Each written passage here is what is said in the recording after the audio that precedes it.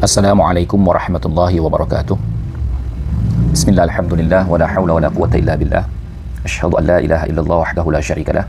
Wa asyhadu anna sayyidina wa nabiyyana Muhammadan abduhu wa rasuluhu alladzi la nabiyya ba'dah. Allahumma salli ala sayyidina Muhammad wa ala ali sayyidina Muhammad, amma ba'du.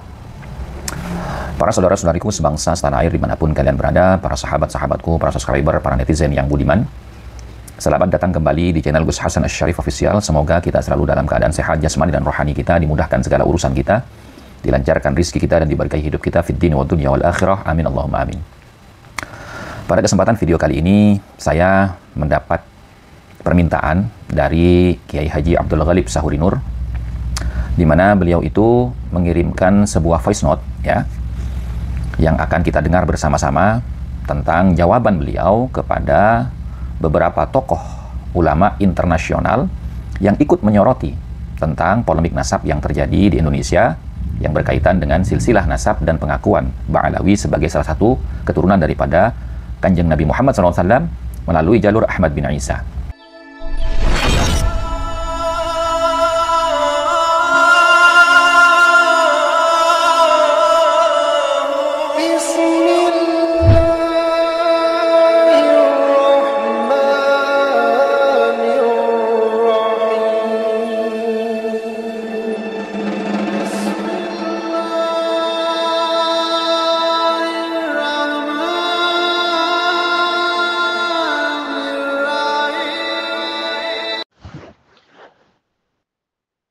الحمد لله الذي أعطانا عقلا سليما وأورثنا الفهم في قواعد الأنساب نظرا منتزما ونشكر الله تعالى على وعد العلماء إلينا ولسنا به معترضا عليهم عبثا وتولى ولا أقول أنا أعلم منهم والعياذ بالله نفضل علماء سلفنا الكرام ونحترمهم ونحبهم ونتبعهم قطعا أبدا. فحقيقة رأينا هي المراسلات بين المعرفة والأفكار والأشياء، ويمكن تبصيرها أيضا على أنها رأي أو فعل يقوم به الشخص وفقا للقواعد العامة لعلم الأنساب نصا. نقول كما قال الشيرازي: نحن أبناء الدليل حيثما نال ملنا. وقد قال في بعض قواعدها صاحب رسائل في علم الأنساب صفحة 34: الأنساب للبشر كالأسانيد للخبر. وقد علمنا من العلماء من قال في رجال الرواية الحديث: هذا الرجل كاذب، موضوع روايته، لا بس بذلك بالعلم، الجرح والتعديل. ونحن كما أن سيدي ابن المبارك يقول عن معلى بن هلال بن سويد الحضرمي عند ذكر الحديث أنه كذاب، أنه كاذب، فقال له بعض الصوفية: يا أبا عبد الرحمن أتغتابه، هو من العلماء. فقال: اسكت، قال ابن المبارك: اسكت إذا لم نبين كيف يعرف الحق من الباطل. وفي رواية عن عبد الله بن أحمد بن حنبل قال: جاء أبو تراب إلى أبي فجعل أبي يقول: فلان ضعيف، فلان ثقة، فلان كاذب، فلان موضوع، فلان هكذا وهكذا. فقال أبو تراب: يا شيخ لا تغتب العلماء. فالتفت أبي إليه فقال: ويحك، هذا نصيحة ليس هذا غيبة. وهذه القصة كانت في قرة عين المختار في الجلد الثاني 320 صحيفة. ثم لما بحثنا نسب آل بعلوي الحضرمية وجدنا فيه الوضع والكذب في الأنساب بالقواعد المعتبرة الدالة على القطع والبحث عميقا، فإن شاء الله لا تأتري علينا كثرة البود والهوى. بل لمجرد الحفظ على حق المصطفى محمد صلى الله عليه وسلم لأن الكذب عليه صلى الله عليه وسلم ليس كذب على أحد. وقد قال الحافظ ابن حجر العسقلاني بأن الطعن المفسر بالعلم مطلوب، كما هو أبطل نسب آل قمني إلى زيد بن ثابت رضي الله تعالى عنه لأنه ليس له ابن يسمى مالك.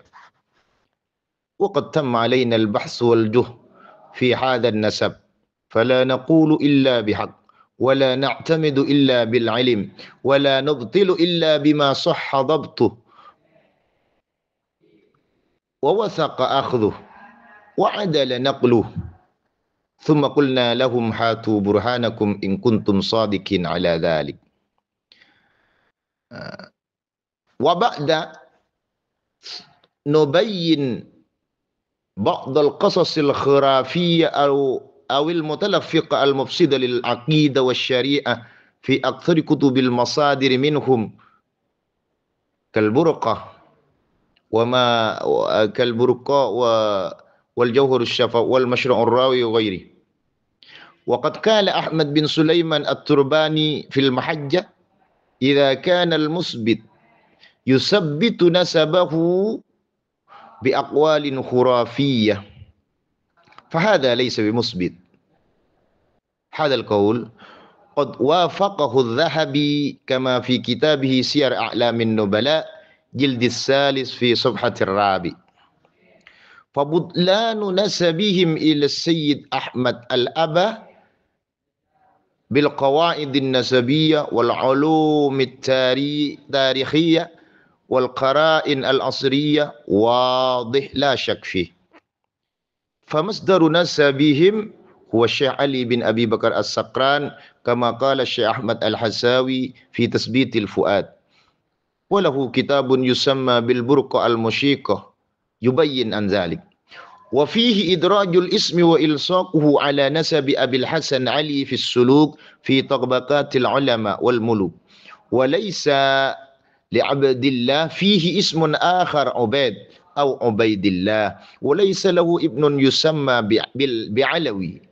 بعلوي، فالذكر هنا حديد ما في علوي. ثم ذكر الإمام الجندي عبد الله ابن أحمد الأبهفي كان على قوسين. ما هو القوسين؟ هو إشارة إلى أن اسم عبد الله قد رفع نسبه إلى أحمد الأبه، قد رفع نسبه إلى أحمد الأبه من طريق لا يوثق به، كما قال محمد الأقوى محقق السلوك في طبقات العلماء والملوك. فحينئذ كيف نصدق الباطل ونستقيم على الظن الخاطئ؟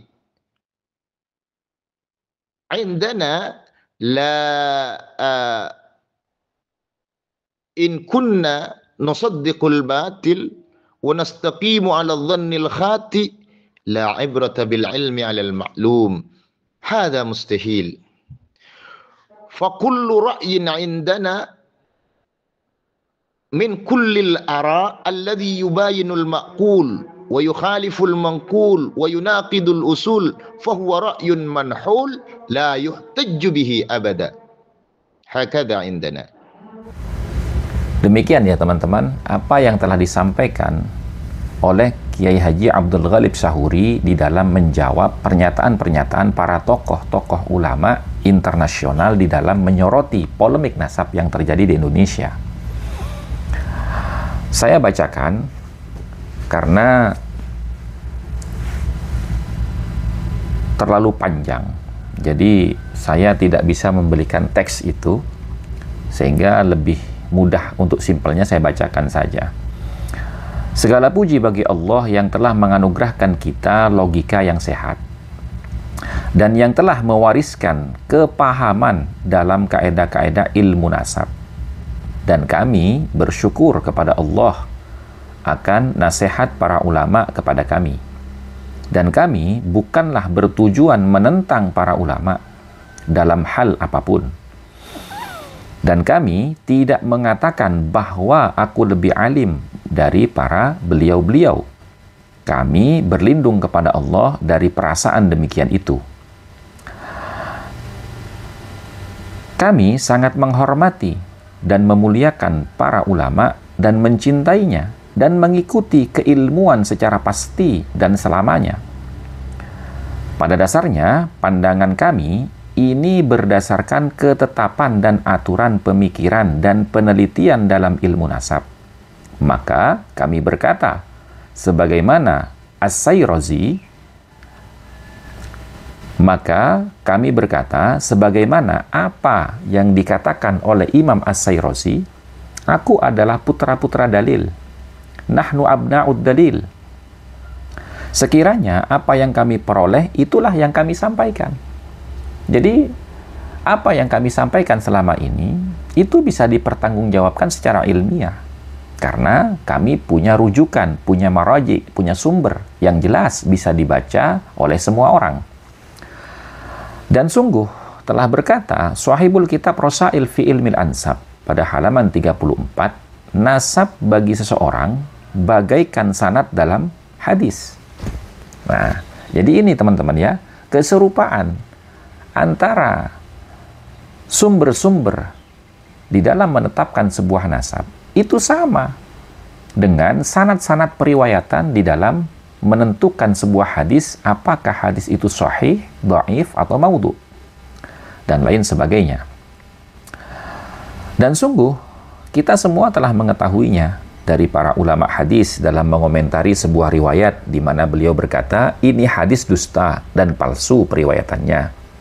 Dan tidak ada masalah komentar dan kritikan semacam itu dalam ranah keilmuan, dalam konsep jarhu wa ta'dil, menjustifikasi dan mengkritik.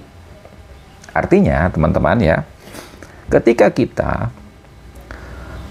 kelihatan bertentangan dengan ulama-ulama terdahulu, ya, dengan ulama-ulama yang mungkin sezaman dengan kita tentang masalah status nasab Ba'alawi, maka ini adalah hal yang wajar.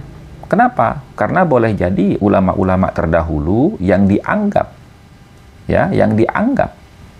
percaya terhadap ketersambungan nasab Ba'alawi itu belum melakukan penelitian, belum melakukan pengkajian, atau bahkan mereka hanya berangkat berhusnudzon saja karena tidak memiliki urgensi untuk meneliti pengakuan daripada nasab Ba'alawi tadi. Atau ulama-ulama yang sezaman dengan kita, ya, yang dengan lantang seperti Ustadz Idrus Romli, Ustadz Buya Yahya, Ustadz Abdul Somad, itu kan. Nah, apa argumentasi mereka di dalam menetapkan nasab Ba'alawi? Padahal mereka juga bukan ahli nasab dan mereka belum melakukan atau tidak pernah melakukan pengkajian, penelaahan, penelitian secara komprehensif tentang keabsahan nasab Ba'alawi melalui sumber-sumber dan marojik-marojik di bidang ilmu nasab. Jadi ini hal yang wajar, teman-teman. Jadi sangat tidak benar apabila ada narasi yang mengatakan lebih alim mana kamu dengan ini, lebih alim mana ulama zaman sekarang dengan ulama zaman dahulu. Nah, narasi seperti ini sungguh sangat tidak ilmiah, teman-teman. Karena apa? Karena yang diukur itu bukan kealiman seseorang, tapi yang diukur itu adalah kebenaran argumentasi, bukti, dan dalil yang dilampirkan di dalam membuat suatu pernyataan. Itu, teman-teman ya. Nah, dan kami, sebagaimana Tuan kami Ibnul Mubarak telah berkata, riwayat dari Ma'la bin Hilal bin Suwaid al-Hadrami ketika menyebutkan sebuah hadis bahwasanya itu dusta, bahwasanya perawinya berdusta. Maka telah berkata sebagian ulama ahli tasawuf, wahai Abu Abdurrahman, engkau telah menghibah para ulama. Maka dia menjawab, diamlah. Hai, yang tidak pernah menjelaskan kebenaran dari yang batil. Dan dalam satu riwayat dari Abdullah bin Ahmad bin Hanbal, dia berkata, telah datang Abu Turab menghadap kepada ayahku. Maka ayahku berkata kepadanya bahwa orang itu dhaif, orang itu thiqah, orang itu pendusta, orang itu pembohong, orang itu begini dan begitu. Maka berkata Abu Turab, wahai Syekh, jangan menggibah ulama. Maka ayahku menoleh kepadanya dan berkata, celakalah kamu. Ini yang aku sampaikan adalah nasihat, bukan ghibah. Dan kisah ini ya ada dalam kitab Ainul Mukhtar pada jilid 2 halaman 320. Dari kisah ini teman-teman ya, kita harus memahami. Karena sering sekali ya di komal-komal TikTok, di YouTube atau di mana orang-orang itu berkomentar bahwasanya ketika kita membahas tentang polemik nasab, kita dianggap telah menggibah. Tidak. Ya, ghibah itu berbeda dengan memberikan nasihat, menyampaikan kebenaran. Ya, nah silahkan lihat di dalam kitab Riyadhus Shalihin misalkan ya, Imam Nawawi itu kan menjelaskan ya beberapa bentuk-bentuk yang dianggap ghibah tapi dianjurkan, diperbolehkan, bahkan disunnahkan, gitu ya, termasuk di sini. Nah, kalau menjelaskan satu kebenaran, fakta dan realita berdasarkan argumentasi keilmuan yang memang bisa dijangkau oleh semua orang dan dipahami oleh semua orang, lalu dikatakan ghibah, lalu bagaimana dengan ulama-ulama ahli hadis seperti halnya Imam Ahmad ibn Hanbal yang di dalam kisah tadi itu, ketika dia menjelaskan orang ini pendusta, orang ini tidak bisa dipercaya, orang ini thiqah, orang ini begini dan begitu. Apakah dikatakan ghibah? Tidak. Tidak, teman-teman. Karena apa? Karena kethiqahan seorang mukhbir, kethiqahan seorang perawi itu memang sangat diperlukan di dalam memahami ketentuan-ketentuan yang benar. Nah, begitu ya teman-teman. Kemudian ketika kami membahas silsilah nasab keluarga Ba'alawi Hadramut, kami menemukan pemalsuan dan kedustaan dalam silsilah nasabnya dengan standarisasi kaedah-kaedah yang mu'tabar yang menunjukkan pada pembahasan dan penelitian yang mendalam dan insya Allah tidak berangkat dari kebencian dan hawa nafsu. Akan tetapi karena kewajiban menjaga hak keluarga dan keturunan Rasulullah SAW, sebab kedustaan terhadap nasab Rasulullah SAW itu tidak sama dengan kedustaan terhadap nasab yang lainnya. Mendustakan nasab Nabi itu tidak sama kapasitasnya dengan mendustakan nasab yang lain. Makanya ini penting teman-teman. Maka di dalam buku saya ya 13 poin memahami polemik nasab dan juga buku yang terbaru Pedoman Memahami Kaidah Isbat Nasab, saya sampaikan di situ pernyataan daripada Imam Ibnu Hajar Al-Haytami ya, wa yanbaghi likulli ahadin ay yakuna lahu ghiratan fi hadzal nasab asy-syarif wa dhabtuhu hatta la yantasiba ilaihi sallallahu alaihi wasallam ahadun illa bihaqqin. Hendaknya semua orang Islam itu memiliki kepedulian ya, kepedulian di dalam menjaga dan menelaah, meneliti silsilah nasab yang mulia daripada Rasulullah SAW dan keturunannya. Sehingga tujuannya tidak ada satupun orang yang mengaku sebagai bagian dari keturunan Nabi Muhammad SAW tanpa membawa dasar bukti dan dalil yang benar. Dan sungguh telah berkata Al-Hafidh Ibnu Hajar Al-Asqalani bahwa menentang nasab berdasarkan kaedah keilmuan dan pengetahuan itu jelas diharuskan. Ya. Jadi kalau ada sesuatu yang bertentangan dengan kaedah, yang melanggar aturan, maka itu harus dijelaskan, harus diluruskan, harus disampaikan kebenarannya. Ini menurut Al-Hafidh Ibnu Hajar Al-Asqalani. Nah, sebagaimana beliau telah membatalkan nasab keluarga Kimani kepada Zaid bin Thabit, di mana beliau berkata bahwa Zaid bin Thabit tidak punya anak bernama Malika. Kalau memang dalam catatan kitab-kitab nasab tidak terdapat nama tersebut, maka kita katakan bahwasanya nama ini tidak ada dalam kitab apapun.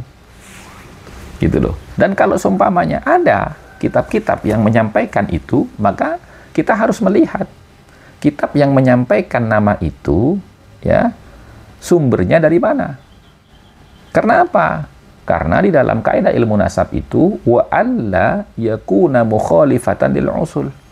Wa alla takuna mukhalifatan lil usul, dan hendaknya catatan ulama itu tidak boleh bertentangan dengan usulnya, yaitu catatan ulama yang terdahulu.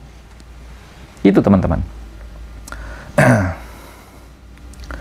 Nah, kemudian sungguh sudah sempurna penelitian kami dalam silsilah nasab ini, dan kami tidak menyampaikan hal ini kecuali dengan kebenaran dan tidak berpedoman kecuali berdasarkan keilmuan, dan tidak membatalkan kecuali dengan penelitian yang benar dan argumentasi yang kuat dan dalil yang sesuai. Kemudian kami katakan, datangkan oleh kalian bukti jika kalian memang benar atas pengakuan nasab kalian. Ya, ini hasil penelitian kami, ya, yang menghasilkan bahwa nasab Anda tidak bersambung kepada Rasulullah melalui jalur Ahmad bin Isa. Dan penelitian ini yang kami lakukan itu tidak keluar dari prinsip dasar kaidah-kaidah itsbat nasab, tidak keluar dari syarat-syarat di dalam meneliti sebuah nasab. Semua argumentasi, ya, semua dalil berdasarkan kaidah dan syarat turuk wasyurut di dalam itsbat nasab sudah kami sampaikan secara komprehensif. Ya. Lalu datangkan oleh kalian bukti yang valid akan keabsahan nasab kalian. Kan sampai detik ini tidak bisa. Gitu loh. Nah, dan kemudian kami menjelaskan sebagian kisah-kisah khurafat mereka yang merusak akidah dan syariat dari berbagai sumber kitab-kitab karya mereka. Seperti contoh, ya, Al-Burqah Al-Musyiqah, Jauharus Syafaf, Masra'ur Rawi, ya, Kunusus Sa'adah, ya, dan juga yang lain-lain. Dan sungguh telah berkata Sulaiman At-Turbani dalam kitab Mahjah, ya, jika ada itsbat yang mengisbat nasabnya dengan argumentasi khurafat, maka ini bukanlah isbat. Nah, di antara isbat nasab dengan khurafat itu seperti melalui mimpi. Ya. Nah, ini tidak benar, teman-teman. Dan qaul di atas sesuai dengan pernyataan Imam Az-Zahabi dalam kitab Siyar A'lamin Nubala jilid 5 pada halaman 4. Maka batalnya nasab Ba'alawi kepada Sayyid Ahmad bin Isa Al-Abah dengan kaedah-kaedah nasab dan ilmu sejarah dan data pendukung yang sezaman itu sangat jelas tanpa keraguan di dalamnya. Karena sumber nasab mereka yaitu Syekh Ali bin Abu Bakar Asy-Syakran sebagaimana perkataan Syekh Ahmad Al-Hasawi dalam kitab Tathbitul Fuad. Jadi dalam kitab Tathbitul Fuad itu, ya, Imam Al-Hasawi mengatakan bahwasanya sumber rujukan utama nasab Ba'alawi itu adalah Ali As-Sakran. Siapa Al-Hasawi? Ya, muridnya As-Sakran gitu. Muridnya Al-Hasawi ini adalah muridnya Abdullah bin Alwi Al-Haddad. Gitu ya. Nah,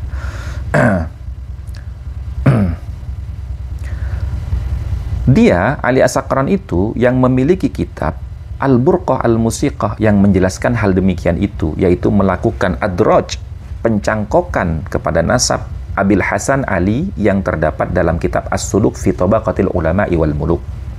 Ya. Nama Abdullah dalam As-Suluk tidak memiliki nama lain. Ya. Seperti Ubaid atau Ubaidillah, dan dia Abdullah tidak punya anak bernama Alwi. Dan penyebutan nama Ubaid dan Ubaidillah dan putranya Alwi itu adalah hal yang baru di dalam Al-Burqah saja. Kemudian Imam Al-Janadi dalam menyebutkan nama Abdullah putra Ahmad Al-Abah itu ditulis dalam tanda kurung. Ya, ditulis dalam tanda kurung.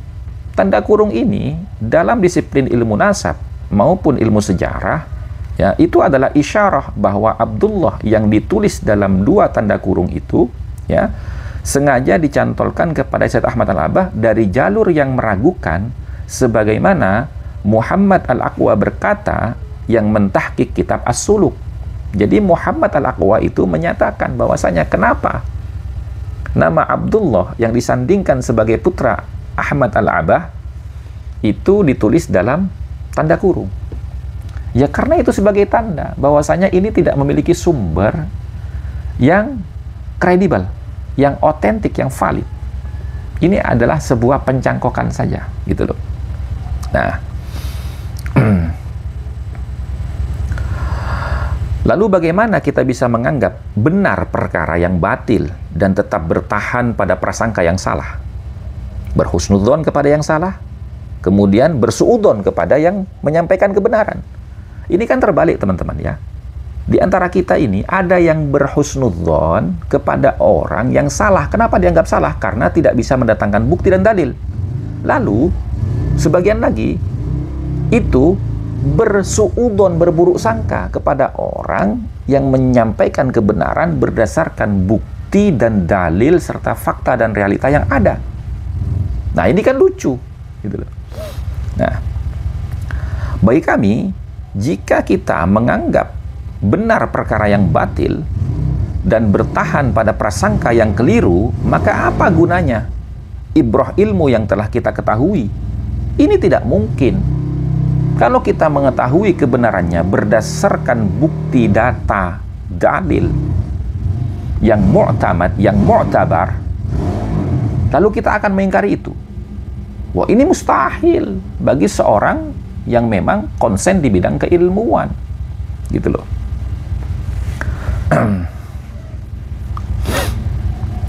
Karena semua pendapat bagi kami dari semua pemikiran yang logis tapi menyelisihi sumbernya atau mangkulnya dan bertentangan dengan usulnya, maka itu pendapat yang melenceng, maka tidak bisa dijadikan hujjah selamanya. Demikian pandangan kami. Nah, ini salah satu di antara voice note Ki Abdul Ghalib Syahuri yang dikirimkan ke saya, kemudian saya mencoba untuk menerjemahkannya, dan di dalam menerjemahkan tadi sedikit saya mensyarahi, ya teman-teman. Jadi mudah-mudahan video singkat ini ya bisa menambah kefahaman kita, bisa memperkuat argumentasi kita bahwasanya husnudzon itu harusnya diarahkan kepada orang-orang yang memang memiliki bukti, data, fakta, dan dalil. Bukan husnudzon itu diarahkan kepada orang yang memang tidak bisa mendatangkan bukti, data, dalil yang benar. Demikian dari saya. Wallahul muwaffiq ila aqwamit thoriq wal afu minkum. Tsumma assalamu alaikum warahmatullahi wabarakatuh.